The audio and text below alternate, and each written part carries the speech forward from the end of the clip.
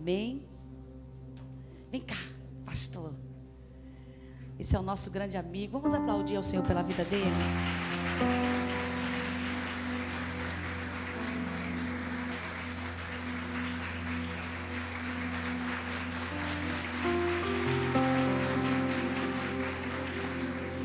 Já falei com ele assim, como é que está a agenda? Porque a agenda dele é muito cheia, né, apóstolo? Fala, como é que está a sua agenda? Por favor, apóstolo. Graça e paz, queridos. É uma honra louvar ao Senhor junto com o mestre, pastor Leonardo, e falar sobre a noiva de Cristo. Ninguém melhor que ele aqui na Bahia eu conheço para falar sobre isso.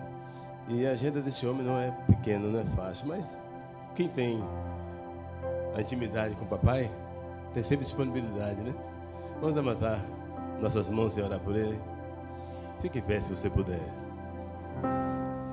Pai, em nome de Jesus, abra-nos o entendimento nessa manhã. Nós precisamos muito, Senhor, reconhecer que somos a noiva do Cordeiro. Nos perdoe, nos livre de todo mal, todo empecilho caia por terra agora, porque eu vou receber a palavra do Senhor na minha vida, na vida da tua igreja. Eu te peço agora pelo teu servo, pastor Leonardo, e toda a sua família, sua equipe. Abençoe grandemente, onde quer que esteja, Deus querido, não só dos seus discípulos, que o Senhor os abençoe. Abençoe sua esposa, e Deus querido, no nome de Jesus, seus projetos e propósitos sejam consolidados em teu nome. Obrigado por esse privilégio e usa-o, Pai, com toda a tua graça, com toda a tua força, em o nome de Jesus. Amém. Glória a Deus. Dê um aplauso ao Senhor, querido. Que o Senhor te abençoe, te guarde, abra o seu entendimento. Se você puder, pegue sua caneta e vamos adorar o Senhor. Pastor, à vontade.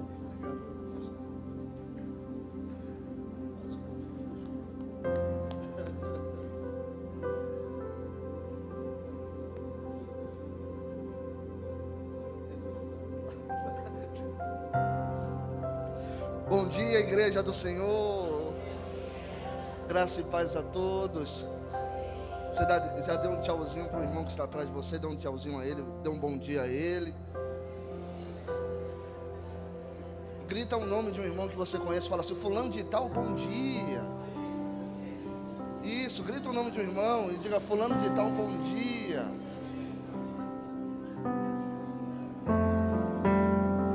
Aleluia. Irmãos, que alegria é servir ao Senhor. Que alegria é acordar todos os dias e termos a certeza que somos amados, que somos aceitos, que somos inclusos nele. Que alegria poder tirarmos uma manhã como essa e receber de Deus e entender mais o coração dele ao nosso respeito. E essa... Obrigado, meu apóstolo. Vou tomar. Obrigado, meu irmão. Os irmãos não me sentem...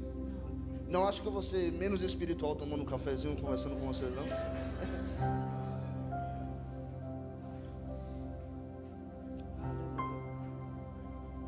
Aleluia.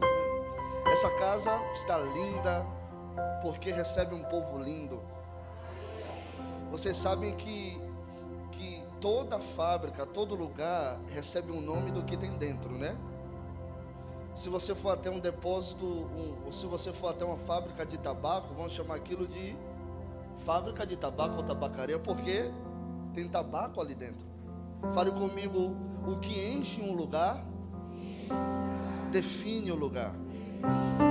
Fale comigo: o que enche o lugar define o lugar. Porque esse lugar está dessa forma, não é por causa do lugar, é por causa de quem enche o lugar. Amém. Coisa linda. Lindo, lindo, lindo. Olhe para o seu vizinho e diga para ele: você é lindo, você é linda, com todo respeito.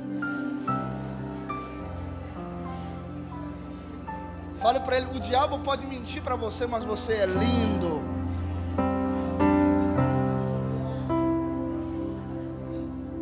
Aleluia, graça nessa casa. Obrigado aos apóstolos o apóstolo Carlos, a apóstola Sara, vocês são maravilhosos. Estava falando para o apóstolo, o Covid deixou ele mais bonito. Como o Covid pode fazer bem a alguém, né? Mas antes da gente começar a ministrar, obrigado, meu irmão. Antes da gente começar a servir com a palavra de Deus, eu queria prestar meus sentimentos às pessoas que passaram transtornos nessa pandemia. Eu sei que não foram dias fáceis.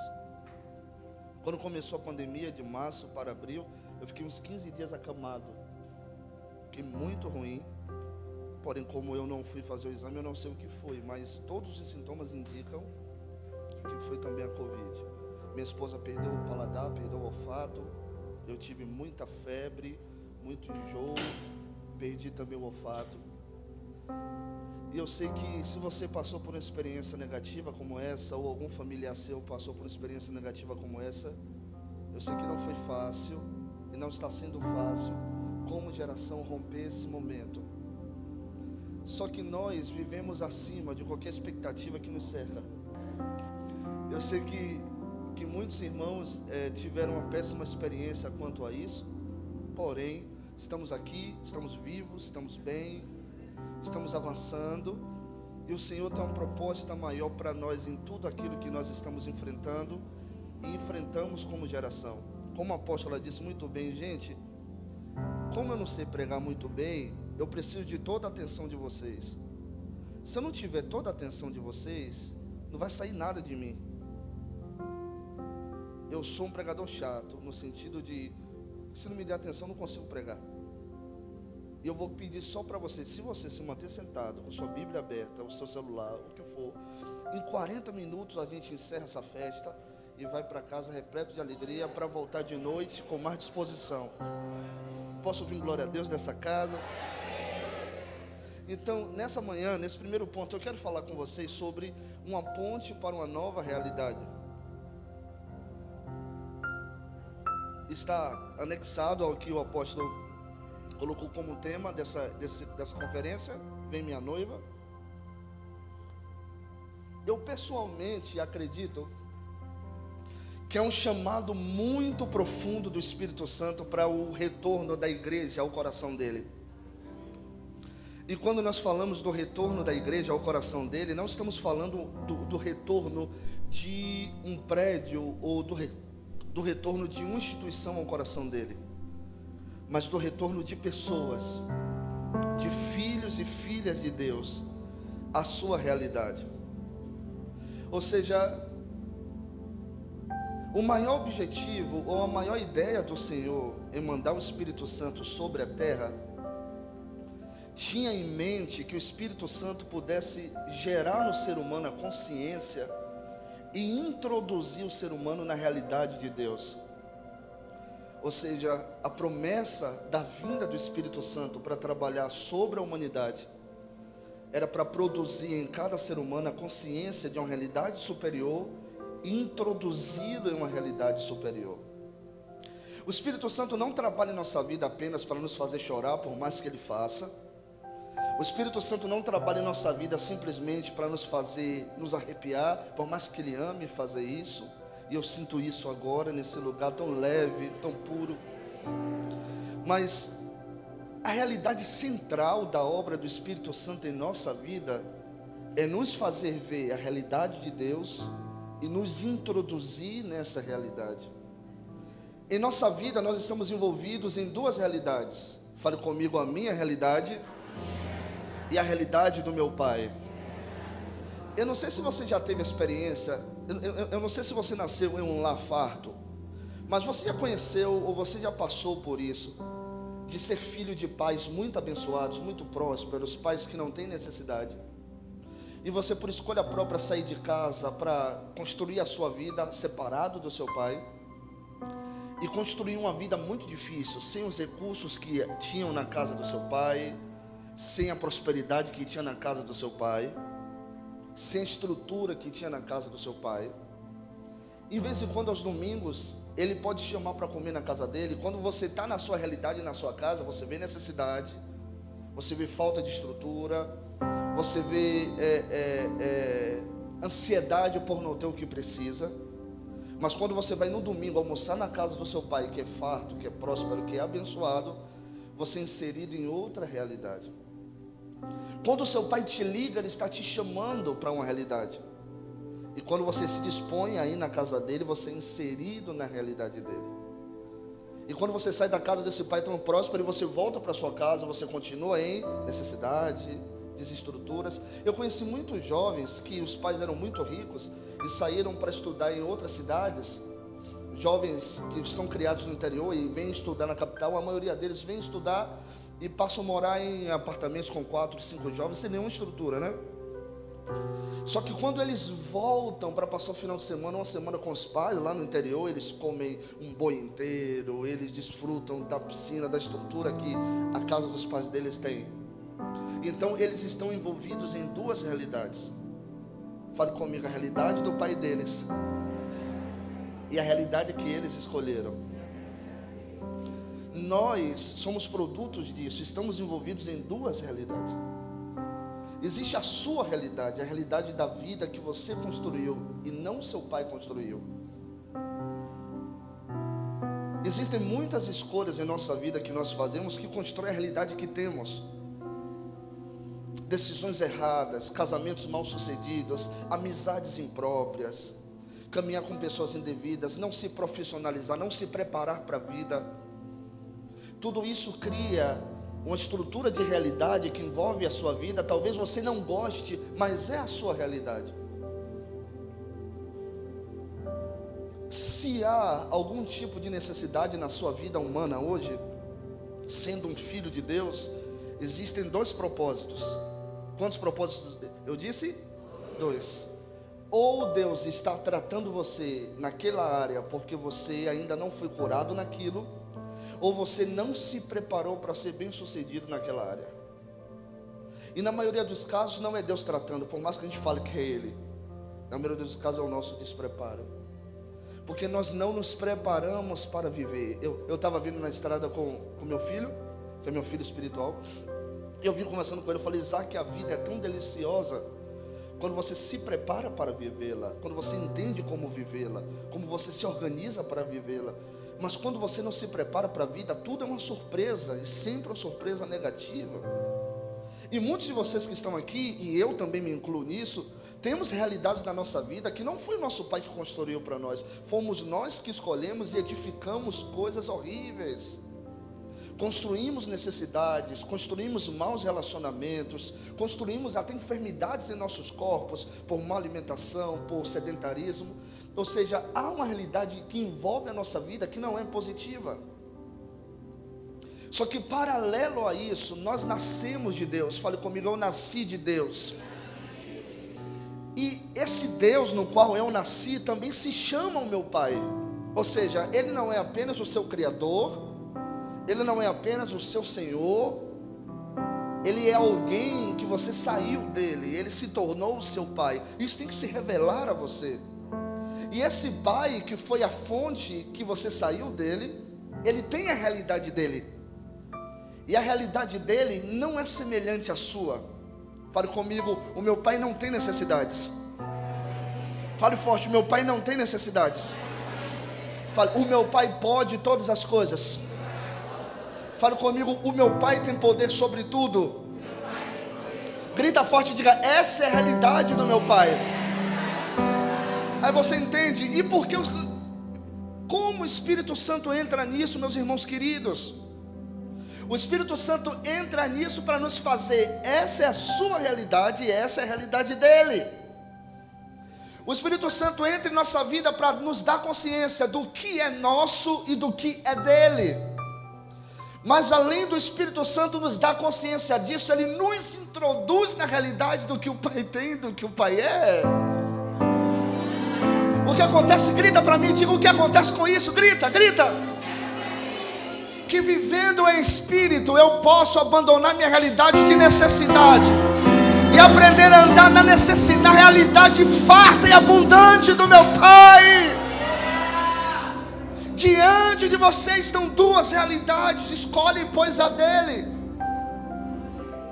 E por isso o Espírito Santo é dado a nós para nos produzir consciência e nos fazer inserir na realidade que o Pai tem, que também é nossa, porque somos herdeiros dele.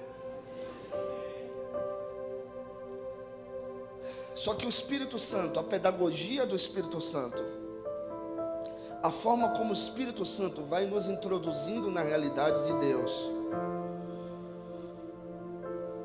é uma coisa louca, irmãos. Há 18 anos atrás eu era um gago. Há 18 anos atrás eu era o pior aluno da sala, porque eu não queria assistir aula. Há 18 anos atrás, familiares meus olharam para minha mãe e diziam: abandona esse cara aí vai te dar muito trabalho. Como o Senhor começou a construir a história dele na minha vida? Não quando eu quis mudar minha realidade, mas quando eu decidi entrar na realidade dele. Você entende isso de verdade?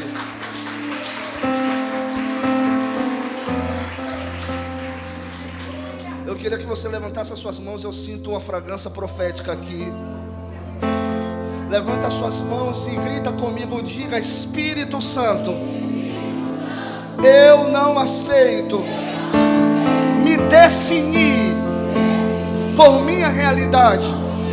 Diga: Espírito poderoso, eu te permito, eu te autorizo, eu me rendo a ti. Me introduz em sua realidade, onde há gozo, alegria, prazer, prosperidade, justiça e riqueza no Espírito Santo de Deus. Aplauda, celebre a Ele. Sim, celebre a Ele. Há um fluir, há um mover, há um liberar, uma fragrância. Ei! Agora, irmãos, a fragrância, desculpa, essa palavra fragrância está muito forte no meu espírito.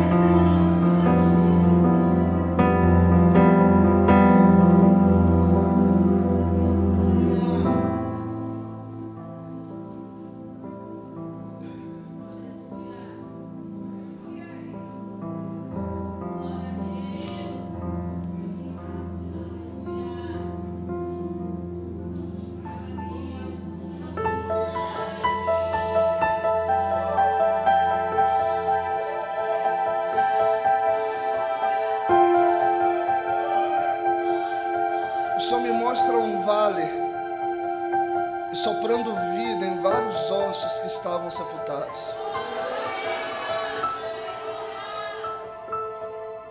E o Espírito Santo imprime no meu coração essa palavra. O enjão velho era esse vale. E o sopro está levantando um exército nessa casa.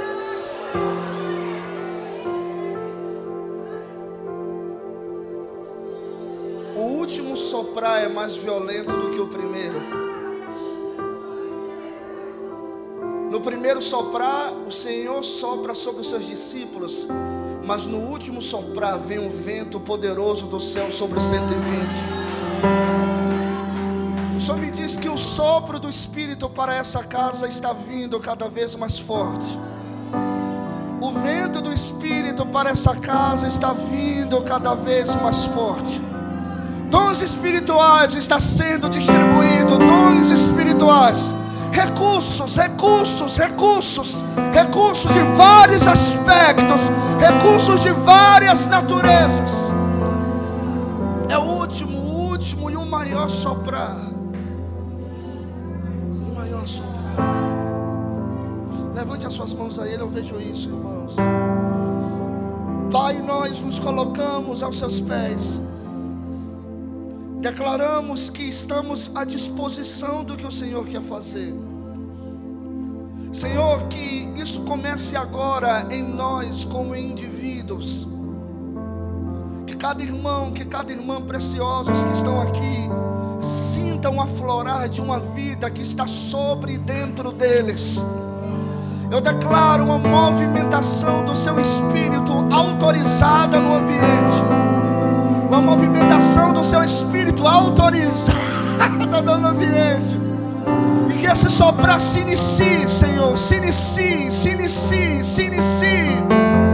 Se inicie no indivíduo e inunde toda a casa, cada família, cada casa, cada lar aqui representado.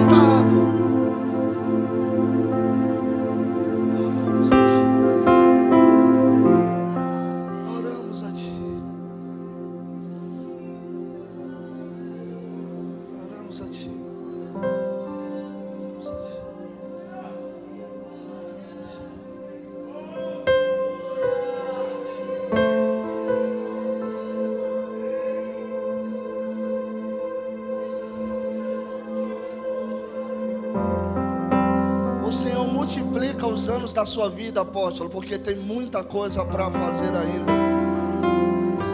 O Senhor multiplica os anos da sua vida, porque há muito do Espírito a ser produzido através do Senhor e da apóstola Sara. Os anos de vida dessa casa se multiplicam, e o Senhor diz: não chorem pelos velhos que se foram, é uma geração nova sedenta que vai entrar nesse lugar. Há uma geração nova e sedenta que o Espírito está atraindo para essa casa. Manaim é um acampamento de anjos, é um acampamento de mensageiros. Manaim é um acampamento de instrumentos de Deus para uma geração. Aleluia! Aleluia! Há muito do Espírito a ser feito, irmãos. Vocês não caminharam nem a primeira milha da coisa.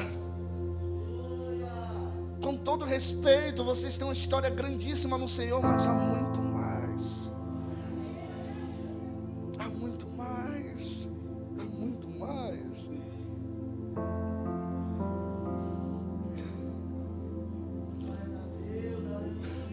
O Espírito Santo, ele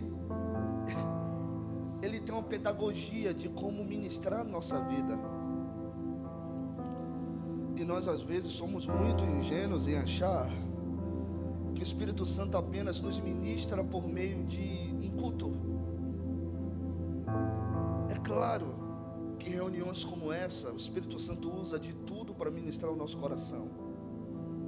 Mas também a cada momento, a cada circunstância, a cada etapa da nossa vida, Ele tem liberdade de nos ministrar. E muitas vezes no quadro da pedagogia do Espírito Santo em nos ministrar, as crises fazem parte da matéria. Às vezes eu me encontro com alguns irmãos, algumas pessoas, e isso é muito comum da gente, né? Perguntar: irmão, como você está? E a pessoa diz assim: estou numa crise, eu estou numa prova tremenda, né? É difícil achar um crente feliz, não é verdade, irmãos? Eu fico com dó disso, mas é uma verdade.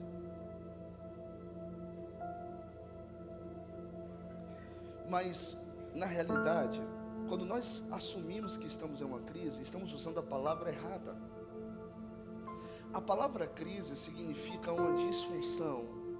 Fale comigo: um mau funcionamento. Não só em um indivíduo, em todo um sistema. Ou seja, se você sozinho está passando um problema, você não pode dizer que isso é uma crise, não. Isso é uma adversidade. Adversidades são eventos negativos que acontecem com indivíduos como nós. Mas crise é um fator que acontece no coletivo por inteiro. Ou seja, quando uma crise econômica vem sobre uma família, aquilo é uma crise, porque não afeta só o marido, não afeta só a esposa, afeta todos os indivíduos que fazem parte daquele sistema chamado família. E nós podemos dizer, irmãos, que o que nós estamos enfrentando não foi uma adversidade, está sendo uma crise. Porque tanto o baiano quanto o chinês, tanto o paulista como o italiano, tanto o sulista quanto quem está na Índia, todos foram afetados por essa crise global. Fale comigo, uma crise afeta a todos. E você sabe, irmãos, que eu quero ler 3 textos com vocês para a gente entrar nesse assunto. O primeiro texto está em Isaías 33, verso 2.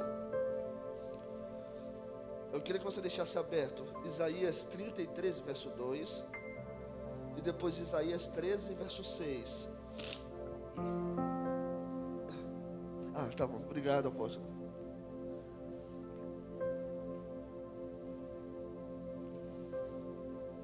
Isaías 33, verso 2. Os meninos lá na igreja brigam comigo, eu só prego assim. Quem achou Isaías 33, verso 2? Senhor, tem misericórdia de nós. Por ti temos esperado. Sê tu nosso braço a cada manhã, como também a nossa o quê? Salvação em tempos de tribulação. Eu queria que você grifasse essa palavra, se você está com caneta ou com celular. Tempos de tribulação. Agora, Isaías capítulo 13, versículo 6.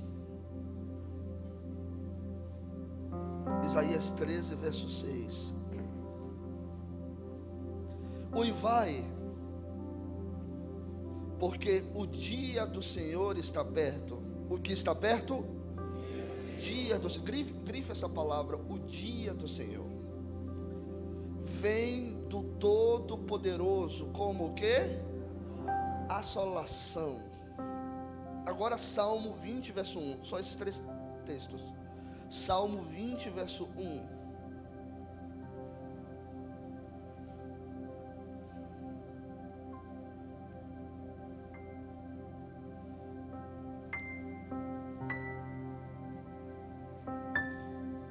O Senhor te ouça no dia da angústia. Marca essa palavra, no dia da angústia.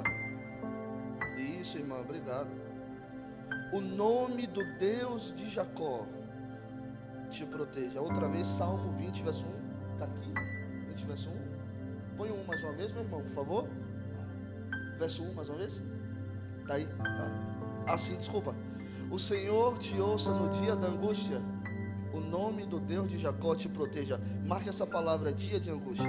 Eu queria que vocês repetissem 3 termos comigo. Vai ser importante nós entendermos isso. Fale comigo: tempos de tribulação, dia do Senhor e dia da angústia. Sabe, muitos irmãos, intérpretes da Bíblia, teólogos, usam essas expressões, tempo de tribulação, dia do Senhor, dia da angústia, apenas para falar do final dos tempos, dos assuntos apocalípticos, da destruição de toda a terra.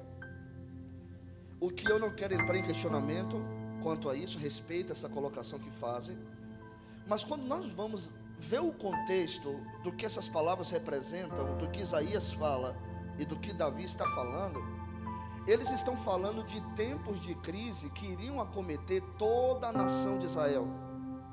Queriam acometer uma pessoa só? 2 pessoas só? Quantas pessoas? Toda a nação de Israel.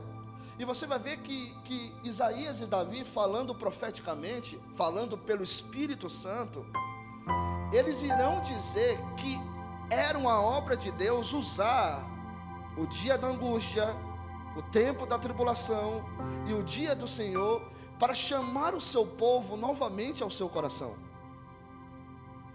Ou seja, muitas vezes nós pegamos textos como esse e falamos assim: olha, o diabo vai acabar com o mundo, o diabo vai destruir tudo.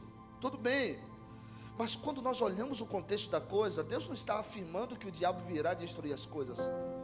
Deus está afirmando que existe um povo que está no coração de Deus, que precisam ser tratados para voltar ao coração dele. Vocês entendem isso? Irmãos, uma crise, ela não afeta a minha vida, ela afeta a nossa vida. Grita comigo: uma crise não afeta a minha vida, ela afeta a nossa vida. Então, quando nós usamos a palavra crise, estamos falando de coletivo, não do indivíduo, não do individual. E você vai ver que em toda a história da humanidade existiram crises que dividiram o mundo entre velho e novo, entre passado e presente, entre obsoleto e vigente. Quero falar só historicamente, que vocês são muito inteligentes, eu tenho que falar isso com vocês. Só historicamente, existiram 3 crises que foram importantes para a divisão da história da humanidade. A Revolução Industrial, quem já passou aqui pelo ensino médio sabe o que é isso? A Revolução Industrial, a ideia do mundo em fazer comércio, a ideia da vida humana mudou quando a Revolução Industrial se instaurou. O problema é que quando a indústria estava entrando no mundo do homem, o velho modelo, o velho molde, a velha forma de se fazer as coisas começou a entrar em crise. Ou seja, quando algo novo está nascendo, tudo que é velho começa a se desmoronar. Ou seja, os comerciantes que viveram a transição do feudalismo para a Revolução Industrial, para eles foram uma loucura, porque eles não se prepararam para aquela transição. Então, quando as indústrias chegaram, as máquinas chegaram, os carros chegaram, as bicicletas chegaram, quem trabalhava somente no campo não estava preparado para aquilo. Ou seja, pessoas que eram milionários da noite para o dia se tornaram pedintes. Pessoas que tinham médias empresas da noite para o dia perderam tudo, porque não deram atenção ao novo tempo que estava nascendo. Eu quero que você grave essa frase, se você puder anotar, seria importante. Quando eu não atento ao que está nascendo, quando ele nascer, irá me destruir. Quando eu não atento ao que está nascendo, quando ele nascer, vai me destruir. Quantas mulheres ficaram grávidas, não querendo ficar, e foram tocando a vida, não deram atenção para aquele bebê que estavam crescendo nelas? Usaram drogas, beberam bebida alcoólica, fizeram um monte de coisa. E quando aquela vida sai dela, aquela vida sai com a doença, que ela vai ter que cuidar daquele doente para a vida inteira. Porque quando eu não dou atenção àquilo que está nascendo, aquilo que nasceu se torna um problema para mim. Eu estava vendo, irmãos, a Primeira e a Segunda Guerra Mundial, a mesma coisa, mas falando para os nossos dias agora. Quando apareceu o coronavírus, eu comecei a ver vários relatos. E eu vi que os infectologistas falavam de uma pandemia global há 10 anos atrás. Então tem um documentário muito interessante na Netflix, eu não sei como é o nome, mas fala sobre infectologia. 10 anos atrás, infectologistas americanos já rodavam o mundo todo para descobrir aonde será o novo foco da pandemia. Ou seja, não era algo que a OMS sabia de agora. Era algo que toda estrutura médica já se falava há alguns anos. Mas nós, como povo comum, população, não tínhamos acesso àquilo. E acabou que, como eles não deram atenção àquilo que estava prestes a nascer, aquilo que nasceu prejudicou o mundo, prejudicou o globo, prejudicou de alguma forma a todos nós. Alguns falam assim, mas não prejudicou a mim que eu estou em Cristo. Claro que prejudicou, irmãos. Talvez seu trabalho foi afetado. A nossa vida social está atrelada à nossa vida espiritual. Se a nossa vida social é abalada, a nossa vida espiritual consequentemente também terá os seus respingos. Só que a pedagogia de Deus em construir algo novo na terra sempre usa as crises humanitárias como demarcação de que algo está nascendo. Quando você está pela estrada e você vê aquela placa, olha, faltam 50 quilômetros para chegar a um lugar. Fale comigo, aquilo é uma demarcação de uma realidade que você vai chegar. Ou seja, o profético, o espiritual, o divino, sempre usa uma referência física para avisar que no invisível algo se está produzindo. Existem muitas pessoas que usam a cruz como um símbolo. Não julgo se é certo ou errado, isso é gosto. Mas a cruz por si só não representa nada, são 2 paus juntos. A cruz é apenas uma referência de um ato eterno que está escondido naquela demarcação. Você entende? Se você pegar uma cruz, Jesus foi crucificado numa cruz onde muitas pessoas foram. Era normal ser crucificado, eram 2 paus juntos. A questão não estava na cruz, a questão estava no que aquela cruz representava. Vocês estão entendendo isso? Então Deus sempre usa um elemento físico para avisar que espiritualmente algo se está sendo feito. Isso é movimentação profética. Grita comigo: Deus se move profeticamente. Em todas as evoluções da história humana, irmãos, quando as crises vieram, quando as revoluções se instalaram, Deus estava sinalizando um novo fluir profético para a igreja. E nós estamos diante agora de uma nova revolução. Estamos diante agora de uma revolução onde os computadores vão pensar. Estamos agora diante de uma revolução em que as pessoas que trabalhavam em indústria vão dar a sua carteira de trabalho baixa, porque os robôs vão assumir o lugar delas. Nós estamos diante de uma revolução científica que está para brotar a todo momento, a qualquer momento. E essa crise chamada coronavírus veio para sinalizar que um novo tempo está ingressando, não só na vida social, mas na vida da igreja, na nossa vida espiritual, na movimentação de Deus sobre a terra. Irmãos, Deus não ficou encapsulado apenas em 66 livros. Deus é um Deus que opera em cada geração de forma crescente. De forma crescente. De forma crescente. E você sabe o que é mais interessante? O que Deus fez no passado, Ele não volta a fazer, porque sempre Ele faz algo maior.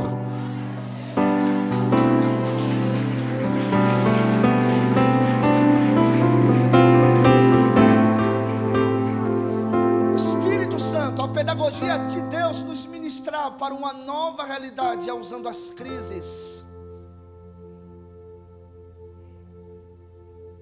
Deus queria abençoar muito Jacó e a geração dele.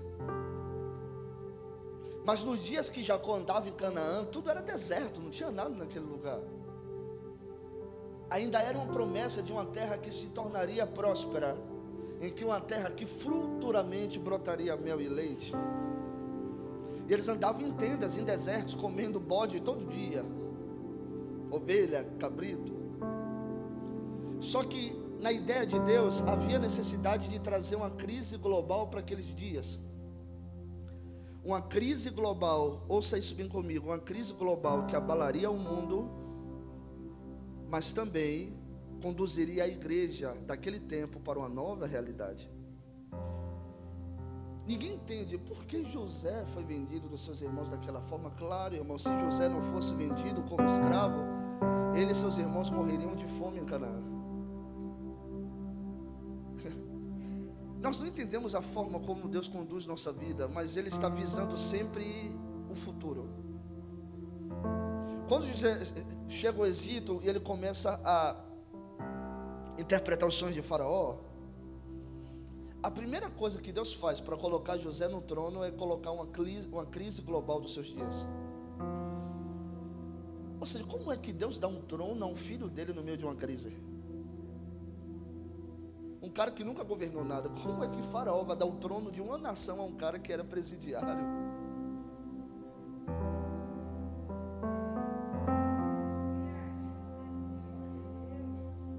Como é que você pode ser colocado em um lugar de honra em um momento onde a escassez está pegando todo mundo? Eu conversando com uma filha ontem, ela falou: pastor, eu nunca juntei nada, nessa pandemia já juntei 40 mil. E eu perguntei: como você fez isso, filha? Ela: eu não sei, só sei que foi assim. E para falar ao Senhor, eu trabalhei menos do que eu trabalhava. Como você conseguiu isso, filha? Ela falou: pastor, porque eu me apropriei de uma palavra. Qual foi a palavra? Eu aprendi a descansar.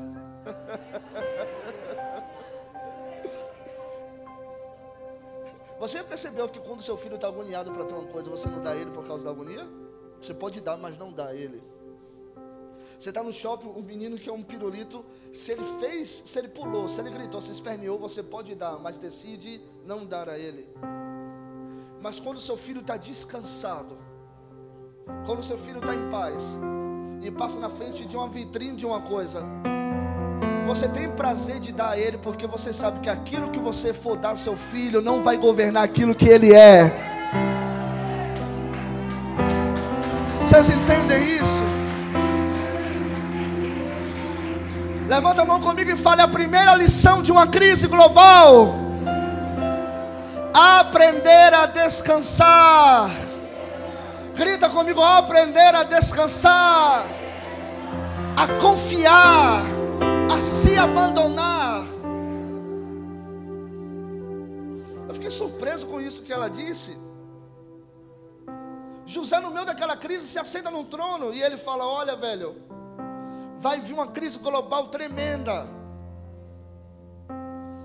Mas no momento da crise, o texto é muito interessante de Gênesis 47. Diz que no momento que a crise veio sobre todo mundo, os filhos, eu queria que o irmão colocasse, por favor, esse texto. Não precisa abrir a Bíblia, só para os irmãos verem isso. Capítulo 47, versículo 27 de Gênesis.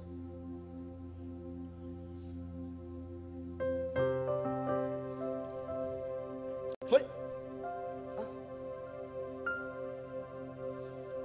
Isso. Olha. É o 27? Bote o versículo antes, irmão, por favor. O versículo antes.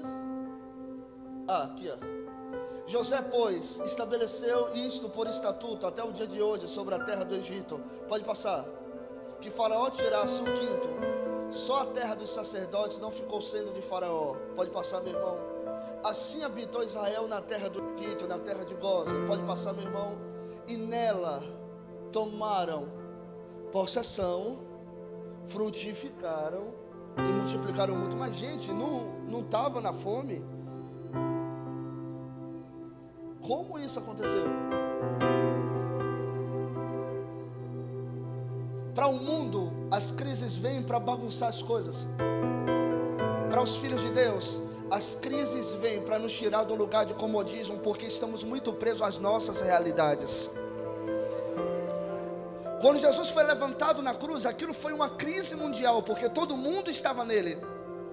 Enquanto ele estava sendo levantado na cruz, os seus discípulos estavam presos na própria realidade dele, dentro de casa, com medo dos judeus.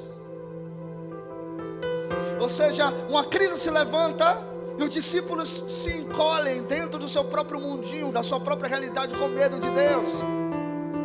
Mas Jesus vence a cruz, se levanta da sepultura, entra no mundinho de medo onde os discípulos estavam, soprou a vida dele sobre os discípulos.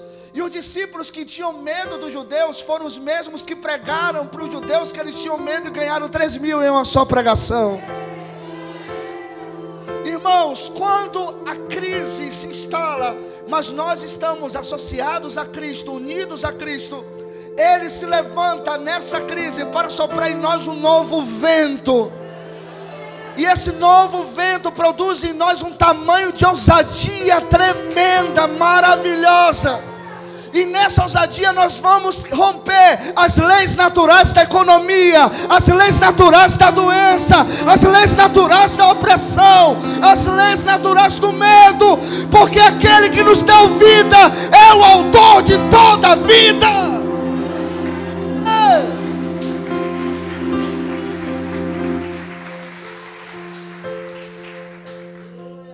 Aonde nós estamos no meio de crises humanitárias? E Paulo disse: porque essa leve e momentânea crise produzirá para nós um peso eterno de glória. Quando Paulo falou isso, quando os romanos estavam destruindo tudo, uma crise global, e Paulo aprontou para aquela crise e disse: porque essa leve e momentânea crise produzirá para os seus filhos um peso enorme de glória.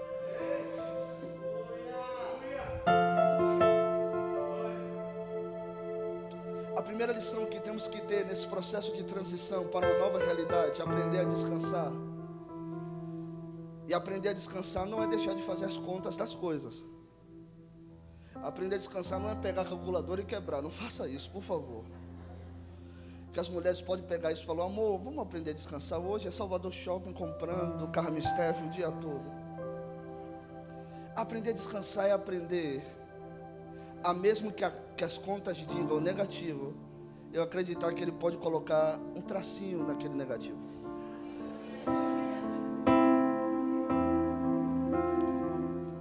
Quando eu descanso, eu estou dando acesso para Deus fazer na minha vida o que eu não posso.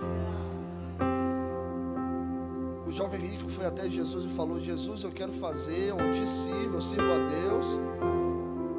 Jesus, eu cumpro a lei, eu faço tudo, eu sou um cara maravilhoso. Jesus, poxa, que legal. Eu cumpro a lei, eu não mato, eu não firo, eu não roubo, eu não minto. Jesus falou: beleza, mas uma coisa te basta, porque você aprendeu a vida toda a fazer para Ele. Agora vinde tudo o que tem para que Ele faça você. Porque quando nós estamos no controle, está tudo certo. Jesus não queria transformar ele pobre. Jesus queria mostrar que ele nunca foi rico por ele. Ele foi rico porque ele determinou a sua riqueza. Irmãos, tem pessoas que não têm dinheiro, mas vivem em nobreza, porque a nobreza não está no dinheiro, a nobreza está naquilo que Ele determinou a nosso respeito. Você já viu um rei perder um trono, e mesmo que ele perca um trono, ele continua pensando como rei, vestindo como rei, andando como rei, comendo como rei, porque não era o trono e o tesouro do trono que definia ele, era aquilo que ele era dentro dele que definia a posição dele. E nós precisamos andar nessa realidade, entende, irmã? Precisamos andar com esse coração, deixar que Deus nos defina e não que nós nos definamos a Ele. Deixar que Ele faça em nós e não querer fazer para Ele, achando que se eu faço para Ele, Ele vai fazer por mim. É diferente. Se Ele faz em mim, eu faço para Ele. Não é eu fazendo para Ele para que Ele faça em mim, Ele fazendo em mim para que eu faça para Ele. Isso é graça. A segunda coisa que nós temos que entender em toda crise, fale comigo: Deus irá me sacudir da zona de conforto. Quem é que ama o conforto?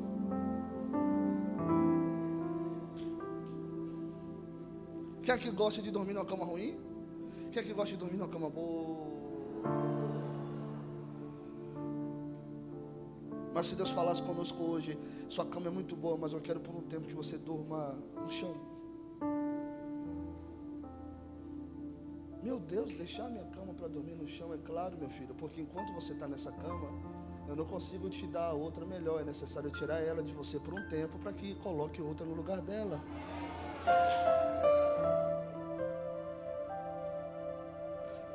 Por que Deus tira coisa na nossa vida? Porque Ele não pode encher o lugar que já está cheio. Não se põe vinho novo que está cheio de vinho velho. Porque Deus tem que gerar uma crise para nos transicionar para uma nova medida de realidade dele. Porque Ele não pode encher um lugar que já está cheio de uma realidade passada. Para que algo esteja cheio, primeiramente aquele ambiente tem que estar vazio. Ninguém pode ser cheio de Cristo se está cheio de si. Nenhuma área da minha vida pode estar cheia do Espírito se está cheia de carne. É necessário um processo de esvaziar-se para que aquilo possa ser cheio. 3 anos e meio Jesus andando com os discípulos, Jesus não estava enchendo eles, Jesus estava esvaziando eles. Todo mundo pensa: como aqueles caras não mudou? Claro, eles não estavam sendo cheios de nada, eles estavam sendo desprendidos de tudo. Largou mulher, largou família, largou filhos. Por favor, não faça isso, não estou mandando ninguém fazer isso.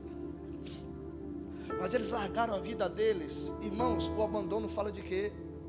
Esvaziar, deixar ir. E depois de 3 anos e meio esvaziados, Jesus os enche do seu Espírito.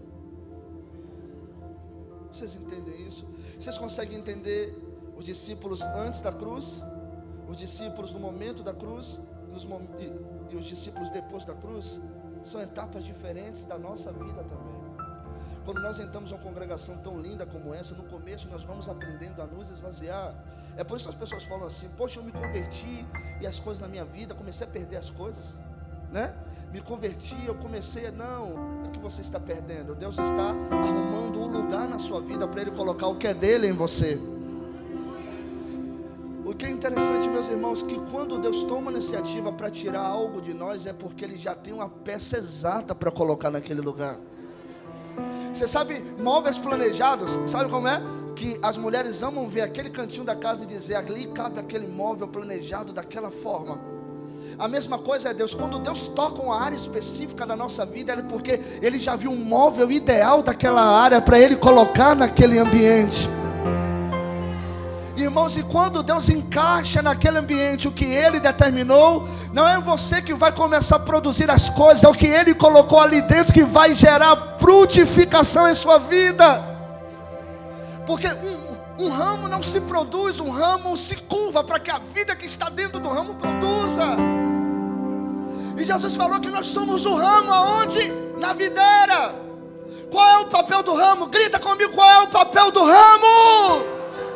É deixar que a vida da videira invada cada compartimento do seu ser. E se a vida da videira invade cada área do seu ser, os frutos serão consequência dessa graça que opera em nós. Só que, para que isso aconteça, nós temos que ter clareza. Ele vai nos tirar do lugar que está cheio de nós mesmos. Abandonar Canaã para descer do Egito, é verdade, a terra de Canaã é sua. Mas para que eu melhore a terra, para que você volte, você tem que deixar ela por um tempo, para que eu, com a sua ausência, possa estar produzindo algo naquele lugar. Irmãos, enquanto você faz, Deus não é glorificado, porque foi você que fez. Mas no momento que é Ele que começa a fazer, a glória dele começa a se expressar, porque é Ele que está fazendo. Eu me lembro que quando a pandemia se iniciou, eu falei assim, meu Deus, como vai ser minha vida? Que coisa louca, como entender isso? Eu estava com uma viagem marcada para o dia 12 de março, para Barcelona, para a Espanha. Eu ia pegar minhas passagens no dia 9 de março. Minha esposa falou, olha, avisa a todo mundo que você não vai. Eu falei, por que eu não vou? Ela, Deus está me dizendo que não é para você ir. Aí foi uma luta dentro de casa. Eu vou, não vou, você vai, não vai.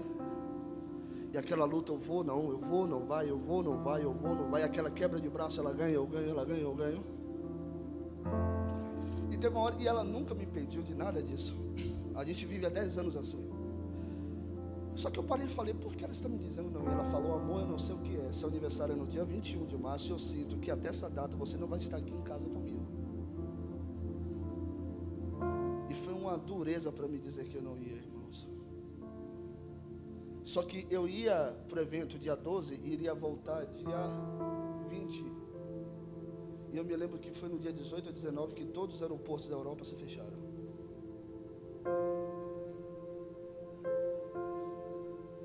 Podia morrer lá. Não teria dinheiro para ficar 6 meses na Europa. Ou seja, em momentos como esse, onde tudo parece obscurecido,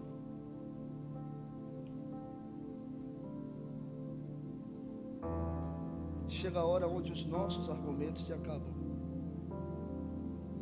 E nós apenas temos que nos entregar ao que Deus está fazendo. Se você estivesse aqui, o meu irmão não teria morrido. Claro, o seu argumento é esse. Mas eu deixo que o seu argumento morra para fazer o que eu quero na sua vida e glorificar o meu Pai. Porque enquanto o seu argumento me convence, é você que está sendo visto, porque foi você que fez.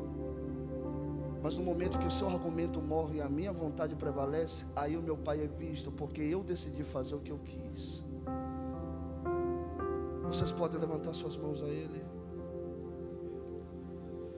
e agradecer ao Pai por estar vivenciando um momento como esse, em dias como esse.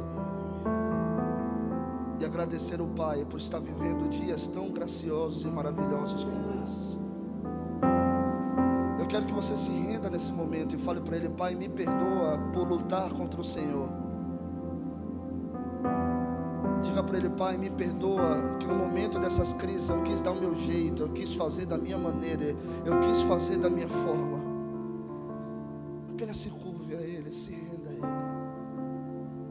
Se renda a Ele. Se renda a Ele. Se renda a Ele. Eu concluo agora em 10 minutos. Joel escreveu do capítulo 2, Joel disse: vai vir um grande e terrível dia do Senhor, vai vir uma crise violenta no meio do povo. Mas versículos mais à frente ele diz: quando esses dias passarem, eu derramarei o meu Espírito. O Pentecostes não foi um momento que aconteceu há 2000 anos atrás, irmãos. O Pentecostes é uma realidade eterna que acontece em cada nação. As pessoas falam: Deus, eu quero voltar 2000 anos atrás no Pentecostes. Não fira o Espírito Santo dessa forma.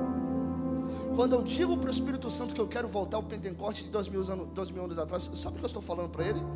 Que ele só operou naquela geração e que de lá até aqui ele está mudo. Eu não quero voltar ao Pentecostes. Eu quero provar do Pentecostes na geração que eu estou vivendo agora. E se naquele momento, aquele Pentecostes dividiu o mundo, imagine com o nível de revelação, o nível de progressão de vida no Espírito que nós temos hoje. Imagine o que será agora. E eu quero fechar com esse argumento com vocês. Joel capítulo 2, abra sua Bíblia, vamos ler junto esse texto.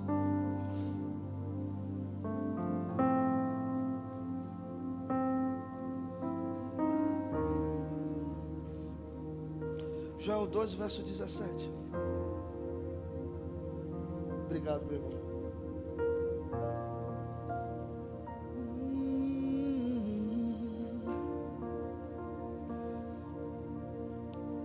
Grandes coisas estão por vir, vão acontecer nesse lugar.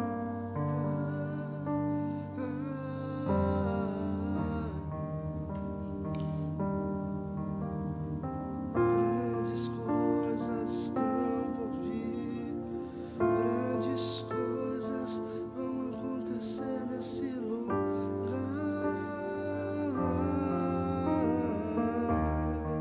Capítulo 2, verso 1 primeiro, de Joel 2:1 diz: tocai a buzina em Sião.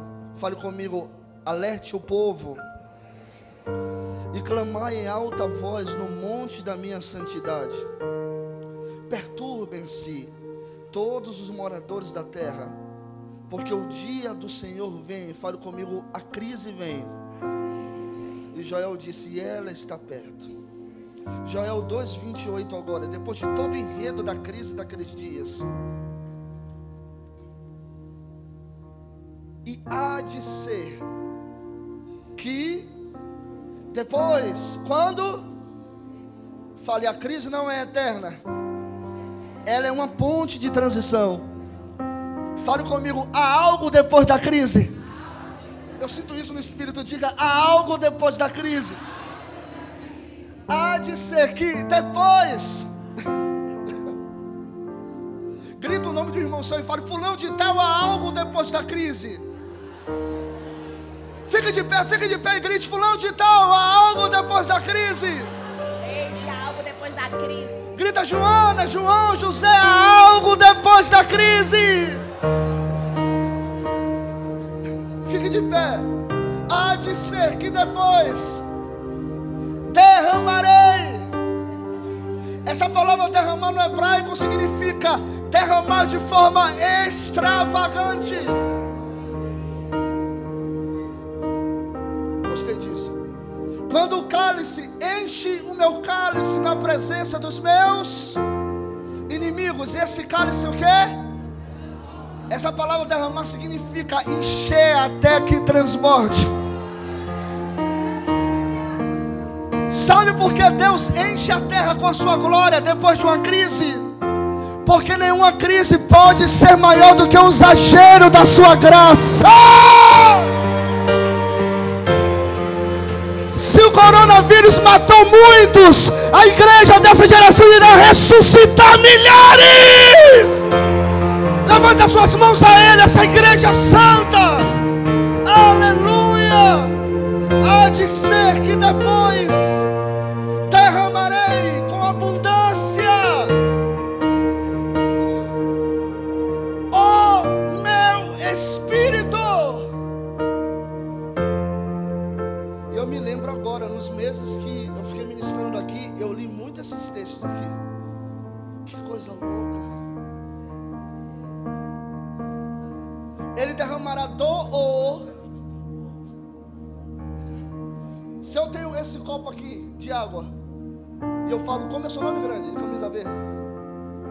Raimundo. Eu falo com Raimundo, eu vou te dar da minha água. Eu estou dando tudo a ele ou estou dando parte a ele? Parte. Se eu tenho um prato de churrasco aqui e eu falo, como é seu nome, nego?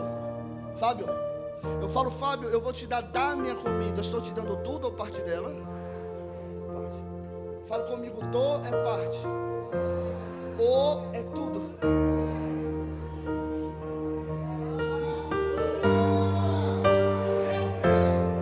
E esse o determina que Deus não vai derramar o Espírito dele em partes da sua vida. Ah, gente, por favor.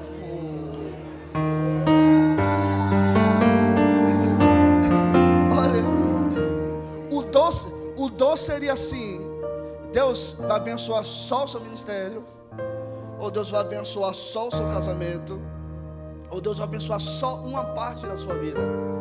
Mas o ou não fala de uma parte da sua vida, o ou fala de toda a sua vida. Porque assim como a crise toca todas as áreas da nossa vida, assim a graça após crise enche cada área da nossa vida. Cada área da nossa vida. Irmãos, se nesses dias a sua economia for afetada, Deus vai encher a sua economia. Se nesses dias a sua vida com seus filhos foram afetadas, Deus vai encher a sua comunhão com Ele.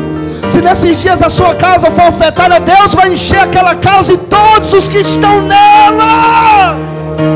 Não é parte da sua vida, é toda a sua vida. Eu derramarei o meu Espírito. Grita comigo e diz: sobre toda a carne. Levante as mãos e diga: sobre toda a carne. Irmãos, isso não é algo para o fim dos tempos. Isso é algo que acontece em cada geração. O avivamento da Rua Susa, o avivamento de Cálice, o avivamento na Alemanha, o avivamento de cada geração é o derramar do Espírito. E chegou os dias do avivamento da geração do século 21. É um espírito de reforma derramado nessa geração. Levante as suas mãos ao Pai. Levante as suas mãos ao Pai. Vamos adorar, vamos adorar, vamos adorar. Ninguém é como o nosso Deus. Ninguém é como o nosso Deus. Você pode declarar isso a Ele. Grandes coisas estão por vir, grandes coisas vão acontecer nesse lugar.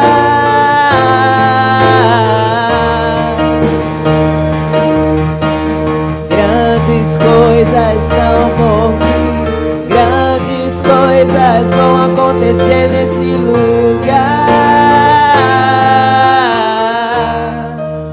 Eu sinto que o Espírito Santo quer imergir essa geração em um batismo hoje.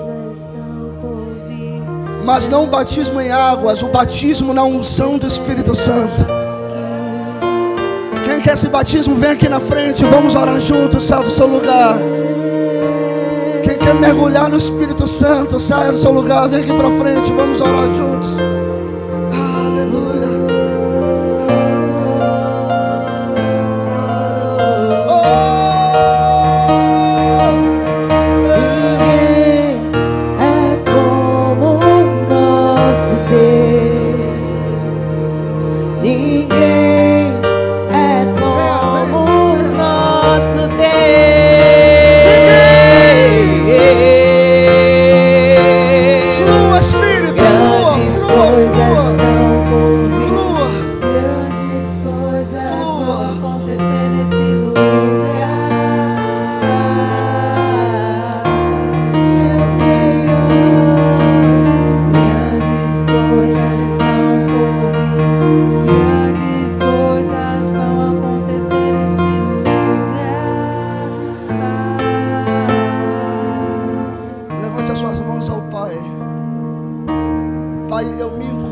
meus irmãos nessa oração. Eu me incluo porque há uma necessidade em mim também de te conhecer. Cada irmão que está aqui está sedento de conhecer a sua realidade. E chegou o tempo dos dons desse tempo ser ativados nessa geração. Há um novo campo te esperando do outro lado de tudo isso. E você vai ter que ter as ferramentas certas para atravessar esse campo. Pai, eu oro que o seu Espírito sopre sobre cada vida.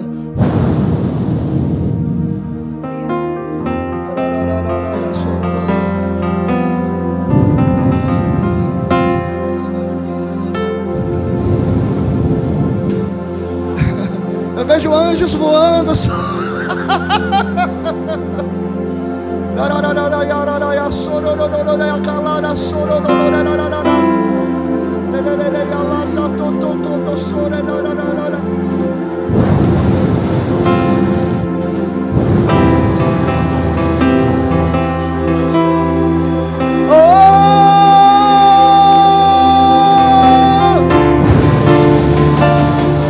Renovação, renovação, renovação, renovação.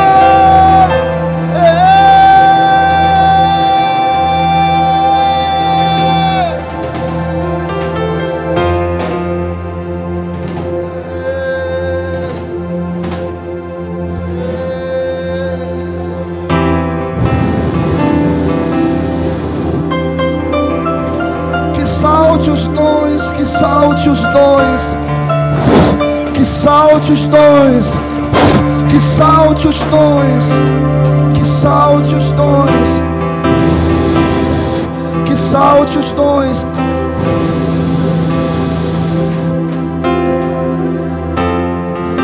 Esse espírito de nobreza não vai se curvar diante de adversidades. Te fiz nobre e sonhadora, e não uma pessoa que vive de retrocessos. Não tenhas medo, porque o que já passou não voltarás a passar. Estou colocando coisas em suas mãos que você nunca sonhou. Minha José, diz o Senhor, minha sonhadora, minha sonhadora. Estou acordando os sonhos, despertando, alimentando sua nobreza. Cada vez mais crescerás em nobreza. Cada vez mais acessarás realidades. Quero o impossível às suas mãos.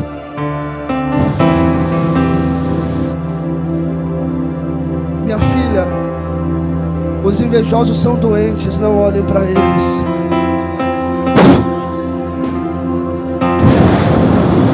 Oh! Oramos, oramos, oramos, oramos, oramos, Pai.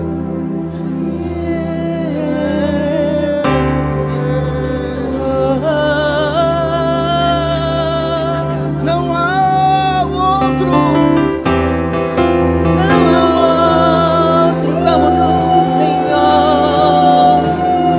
Vou correndo para ti,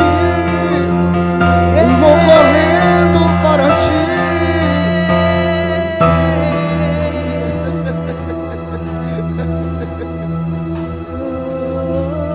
Eu vou correndo para ti, vou correndo para ti, papai.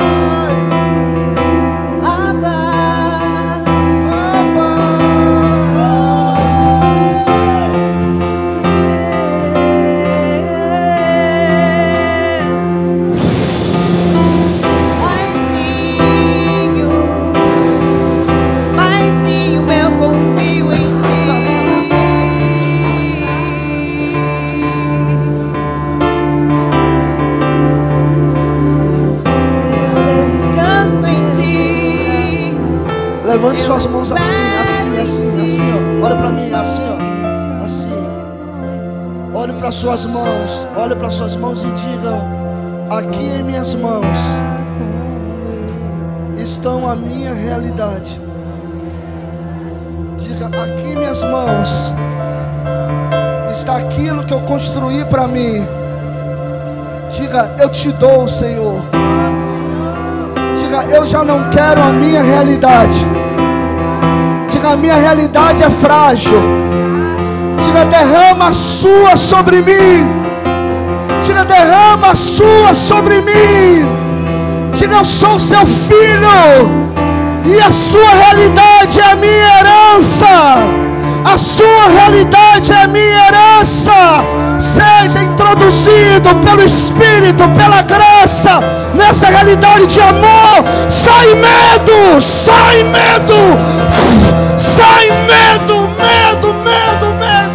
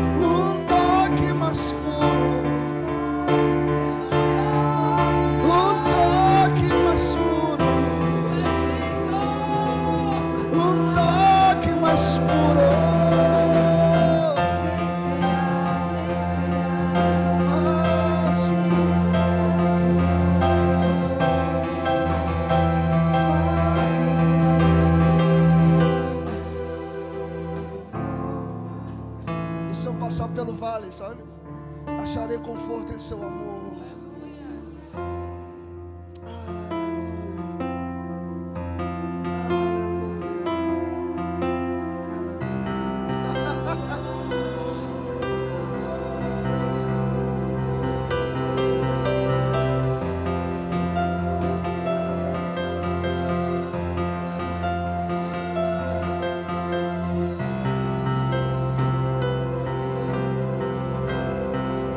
E se eu passar pelo vale,